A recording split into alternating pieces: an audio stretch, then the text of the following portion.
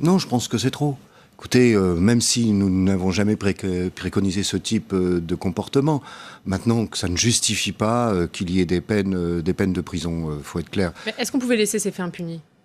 Bah écoutez, on peut faire un rappel à l'ordre, mais de là à les condamner, y compris avec des peines de prison avec sursis, je trouve que ça fait beaucoup.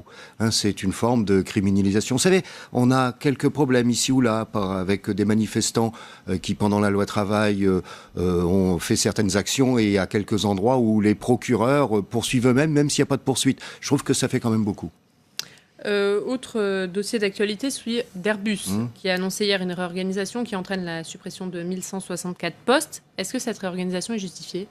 Bah, écoutez, pour Airbus, c'est une question à la fois de rationalisation, de rentabilité, y compris par rapport à certains programmes, même s'il y a un carnet de commandes qui est bien rempli. Hein, sur Airbus, c'est évident, mais bon, il y a quelques problèmes sur la 400M, il y a quelques problèmes sur la 380. Non, mais on va être très attentif. Ouais, il y a une chose qui me surprend un peu, c'est qu'y compris le service recherche-développement est impacté d'une manière ou d'une autre. Ce que nous n'accepterons pas, je rappelle que Force Ouvrière est la première organisation majoritaire dans le groupe, on n'acceptera pas dans tout état de cause des licenciements secs. Alors, donc on sera très attentif à la manière dont les choses vont se passer. Et vous les craignez ? Air France, pour le moment, prévoit des départs volontaires. Oui, pour le moment, on n'a pas d'informations, on n'a pas toutes les informations encore, mais on n'a pas d'informations pour le moment, comme quoi il pourrait y avoir des licenciements secs, ce ne serait pas acceptable, voire de la mobilité forcée. Vous appelez l'État actionnaire à être vigilant ? Bien sûr, l'État actionnaire à être vigilant, mais si on n'avait pas réformé, y compris l'actionnariat d'Airbus il y a quelques années, on n'en serait peut-être pas là. Alors on va revenir sur le bilan social de François Hollande. On vient de voir le sujet de Marie Brémaud. Comment vous le qualifieriez, vous, ce bilan social de François Hollande ? Un bilan social-libéral. C'est un bilan social-libéral. On a eu une politique économique, c'était vrai avant aussi, hein, une politique économique globale qui a été menée, qui est d'inspiration libérale au sens économique. Et je crois que l'élément clé dès le départ, c'est l'acceptation sans discussion quasiment du pacte budgétaire européen et des fameux 3% de déficit budgétaire, à l'instar des autres pays européens, ce qui conduit à une croissance économique relativement atone en Europe, une augmentation du chômage, des inégalités. Et c'est une position d'ailleurs condamnée, celle de la France comme celle des autres pays, condamnée par l'ensemble des syndicats au niveau européen qui dénoncent à travers cette politique une politique de rigueur ou d'austérité, vraie nationalement à des degrés divers et vraie au niveau européen. J'aimerais bien d'ailleurs que la question européenne soit présente comme la question sociale dans la campagne présidentielle. Vous êtes très critique sur ce bilan social. Pour vous, il n'y a rien de positif à retenir ? Non, je ne dis pas qu'il n'y a rien de positif. Il y a eu certains éléments positifs, comme toujours. Mais si on regarde sur la ligne générale, les trois éléments clés, d'une certaine manière, c'est l'acceptation du pacte budgétaire européen, première étape. Deuxième étape, la réduction quantitative du coût du travail au nom de la compétitivité. Ça, c'est le pacte de responsabilité. Je rappelle qu'en cumul sur 4 ans, pacte de responsabilité plus CICE, ça fait 110 milliards d'euros. Hein, c'est pas rien. Troisième étape, c'est l'aspect qualitatif de la compétitivité, c'est plus de flexibilité. Et ça, c'est la loi travail. Voilà, c'est trois éléments mauvais. Ça et le reste, après, il peut y avoir ici ou là des éléments positifs, mais la ligne générale, elle est quand même, on est quand même critique. Jean-Claude Mailly, vous êtes à la tête de Force Ouvrière depuis 2004. Vous avez donc connu 3 présidents de la République, 2 de droite, 1 de gauche. Est-ce que vous diriez que le dialogue social a progressé au fil des années ? Non. Non, je ne considère pas que le dialogue social ait progressé, notamment dans la dernière période. Je faisais référence au pacte de responsabilité et à la loi travail. Écoutez, ça a été un échec en termes de concertation sur ces deux thèmes. Je rappelle que le pacte de responsabilité, que mes collègues comme moi, des autres syndicats comme moi, on l'a appris en regardant la télé un 31 décembre 2013.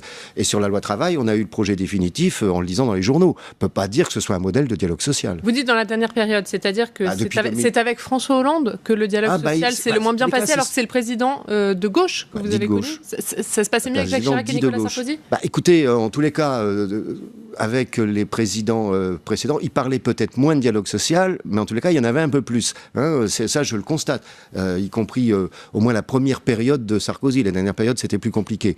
Ou du temps de Jacques Chirac. Moi, je me souviens, ça c'est mon expérience, du conflit de 2006, par exemple, par rapport au CPE à l'époque. Bon, le contexte était différent, mais le conflit s'est terminé comment à un moment donné ? Par des discussions avec l'Élysée. Or là, les discussions à l'Élysée, elles ont plutôt fermé le dossier qu'ouvert la discussion. Vous le dites d'ailleurs dans votre livre Les apprentis sorciers qui paraît aujourd'hui. Avec le président de la République, les relations n'ont jamais été simples, il n'a jamais été très ouvert, il décide seul, il n'écoute pas. Ça a été compliqué avec François Hollande. Oui, mais je ne vous fais pas dire. Oui, ça a été compliqué. On peut le voir. Moi, je l'ai vu 3 fois. pendant le conflit. Entre février et mai, je l'ai vu 3 fois, et pour savoir réellement ce qu'il va faire, ce qu'il va dire, c'est compliqué. La seule fois où j'ai eu une réponse, c'était une façon de fermer le dossier, c'était de me dire on a un accord avec la CFDT. Point. Voilà. Mais pour moi, c'était pas un argument, quel que soit le syndicat. Je voulais qu'on discute du fond, mais on n'a vraiment jamais discuté du fond. Alors dans ce livre, vous parlez de la loi travail, des coulisses de la loi travail, et vous dites que vous aviez le devoir de le faire, un besoin de livrer votre analyse. Pourquoi ? Parce que je trouve que cette période a un côté invraisemblable, à la fois sur la méthode, et à la fois sur le fond du dossier, la manière dont les choses se sont passées. Nous considérons par exemple que le Code du travail n'a même pas été respecté, l'article 1 du Code du travail qui oblige le gouvernement à faire un document d'orientation. C'est un dossier qui a été piloté à plusieurs têtes, au moins Matignon-Élysée, avec le MEDEF en embuscade en permanence. Et après sur le fond, c'est quand même même si ce qu'on appelle l'inversion de la hiérarchie des normes. Ça veut dire qu'avant, quand il y avait la hiérarchie des normes, quand vous discutiez dans une entreprise, vous améliorez pour les salariés ce qui avait été discuté au niveau de la branche, par exemple. C'est ça la hiérarchie des normes.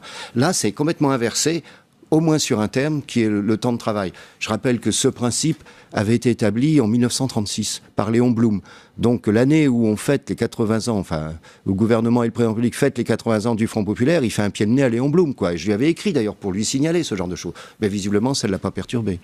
Vous dites, vous précisez dans ce livre que vous êtes adhérent au Parti socialiste depuis 1986, et pourtant vous parlez d'un manque de concertation, de surdité de la part de vos interlocuteurs, donc du gouvernement, de faillite idéologique de la gauche. Vous allez loin ?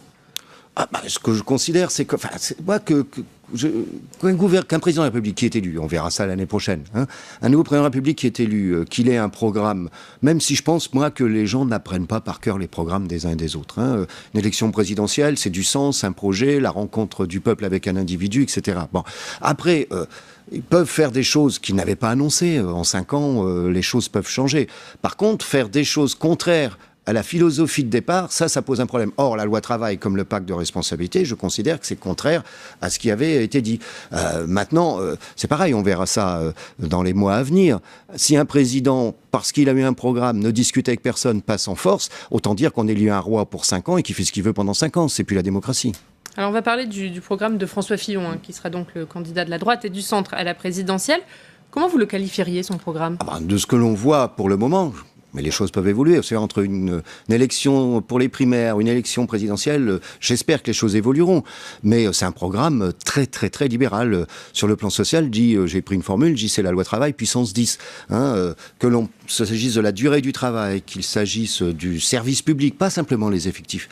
Le service public est d'ores et déjà, je redemande à tous les candidats, quels qu'ils soient, nous, ce qu'on souhaite depuis longtemps, c'est qu'il y ait un débat sur le rôle et les missions du service public, avant de discuter d'effectifs, etc. C'est quoi le service public ? Quelles doivent être ses missions ? Comment on les règle ? Et après, on regarde les effectifs. Si on ne fait pas ça, on s'en sortira jamais. C'est vrai pour l'assurance maladie. Enfin là, c'est quand même assez incroyable sur l'assurance maladie. C'est le contraire de ce qu'il dit sur les allocations familiales. Il a raison dans ses propositions de dire « nous allons revenir » à l'universalité des prestations sur les allocations familiales, ça ok, mais il fait le contraire sur l'assurance maladie. Vous imaginez demain si les plus aisés continuent à payer, mais n'ont plus les mêmes droits ? Ils finiront par dire on ne veut plus de la sécurité sociale, on veut des assurances privées. François Fillon souhaite redéfinir les rôles de l'assurance maladie et de l'assurance privée. Est-ce que pour vous, ça signifie la fin de la sécurité sociale pour tous ? Si c'est un assureur qui le conseille, oui, ça je crains. Si c'est M. Decastre qui conseille M. Fillon sur la sécurité sociale, je crains fort, effectivement, que ça aille vers une privatisation. Mais c'est plus subtil. Ce serait de dire, voilà, les gens diraient à un moment donné, les plus aisés, écoutez, nous on paye, et par exemple, on a une franchise de 2 000 €, je dis n'importe quoi. On n'a plus les mêmes droits. Donc nous, on a autant aller dans une assurance privée. C'est social, ça ne peut être qu'obligatoire. Si ça n'est plus obligatoire, c'est plus un système de solidarité. Donc on la remet en cause. Et là, on laisse le passage aux mutuelles, certes, mais aussi aux assureurs privés qui n'attendent que ça. Rappelez-vous, j'ai entendu l'émission précédente, rappelez-vous tous les débats qui ont lieu actuellement sur la baisse de la couverture complémentaire, par exemple. C'est lié aussi à une loi de 2013. Vous diriez que le programme de Fillon s'adresse aux plus riches ? D'une certaine manière, oui. En tous les cas, c'est aux gens qui ont du patrimoine, aux gens... c'est la théorie du ruissellement. Il faut donner aux riches, comme ça, ils mettront un peu d'argent dans les entreprises, puis ils embaucheront les pauvres. Enfin, je caricature, mais c'est un peu ça. Or ça, on a vu en France comme ailleurs que ça ne marche pas. Il propose également la suppression de 500 000 fonctionnaires durant son quinquennat. Est-ce que pour vous, c'est réaliste ? Non. Non, ça n'est pas réaliste. je ne sais pas s'il ne le fera pas, mais attendez, où on va les supprimer concrètement? Une fois qu'on a dit ça, on dit, allez, on en supprime où? Est-ce qu'il n'y en a pas trop, notamment dans la fonction publique territoriale? Mais non, attendez, il faut regarder comment les choses se sont passées. Les budgets des collectivités territoriales ont été amputés ces dernières années avec les dotations. Il y a eu sur les effectifs, mais il y a aussi beaucoup sur les investissements. Le problème, c'est de savoir si ça ne se fait plus par le service public, quel que soit le niveau. Qui va le faire? On va transférer aux associations, on va transférer au secteur privé. Les dépenses auront lieu, mais elles seront plus inégalitaires. On va supprimer dans les hôpitaux. Attendez, il y a un vrai problème. C'est bien gentil. C'est plus une lecture comptable des choses qu'une lecture de type service public. Je dis bien qu'on discute d'abord des missions et du rôle du service public. Mais sur le jour de carence, par exemple, la gauche l'a rétabli, ce jour de carence. Ça, elle a eu raison. Et l'absentéisme a augmenté de 9%. Est-ce qu'elle a eu raison de le rétablir? Oui, mais est-ce que c'est uniquement dû à ça? Vous savez, le jour de carence, dans une grande majorité, à peu près 70% du secteur privé, il n'existe pas. Il n'existe pas tout simplement parce que c'est pris en charge par les complémentaires. Bon, ce qui n'était pas le cas dans la fonction publique. Donc, je ne dis pas que ça n'a pas d'influence, mais il n'y a pas que ça aussi. Quand vous avez toutes les réformes qui ont lieu ces derniers temps dans la territoriale, notamment, les régions, etc., il faut comprendre que ça génère beaucoup d'inquiétudes, de la mobilité chez le personnel et que ça déstabilise les conditions de travail. C'est un des éléments. Il n'y a pas qu'un élément qui explique l'absentéisme. Il propose également le passage aux 39 heures par le biais d'accords d'entreprise. Est-ce qu'il n'a pas raison de mettre fin aux 35 heures? Est-ce qu'elles ne sont pas actuellement un frein à la compétitivité des entreprises? Non, écoutez, il faut arrêter. Faut vraiment pas connaître l'entreprise pour dire ça. M. Fillon dit qu'il a consulté énormément. En tous les cas, il nous a pas consulté, nous. Bon, si vous posez la question... vous l'avez à le faire? Oui, non, mais ça, c'est pas de problème. Moi, je rencontre, c'est pas la difficulté. Un DRH, il a pas envie de remettre en cause, compris un DRH dans l'entreprise, il a pas envie de remettre en cause. Les souplesses, elles existent. Il y a l'annualisation, il y a toute une série de choses, même triannualisation maintenant, qui est possible d'après la loi travail. Donc, il y a les modulations. Ça sert à quoi, une durée légale? Ça sert tout simplement à fixer le taux de rémunération des heures supplémentaires. C'est uniquement ça. Donc, là, on est plus dans l'idéologie que dans autre chose. Vous rejoignez Jean-Luc Mélenchon qui parle de coup d'État social en qualifiant le Non, c'est pas des formules que j'emploierai. Pour le moment, on ne donnera pas de consigne de vote force ouvrière comme d'habitude à la présidentielle, ni au premier ni au deuxième tour. Maintenant, on fera connaître en début d'année nos analyses, pas sur les programmes, mais vous analysez faux. Et puis là, on réagit par rapport à certaines propositions, parce que je veux pas qu'on puisse croire qu'on accepte certaines choses, que ce soit sur l'assurance maladie, l'avenir du service public ou la durée du travail. Donc on s'exprime. Dernière question, Jean-Claude Maillet. Est-ce que vous avez lu Le Canard enchaîné ce matin? Oui, j'ai lu Le Canard enchaîné. Je n'ai pas tout lu, mais j'ai survolé, oui. Notamment l'article qui dit que Gérard Larcher tiendrait la corde pour Matignon en cas de victoire de François Fillon. Est-ce que ce sera un bon choix de Premier ministre selon vous? Ça appartient à Gérard Larcher de décider. C'est un homme de dialogue. Je crois qu'on va bientôt le voir, d'ailleurs, d'une manière ou d'une autre. On est en contact régulier avec lui. Ça a été un bon ministre du Travail. Maintenant, je pense que c'est...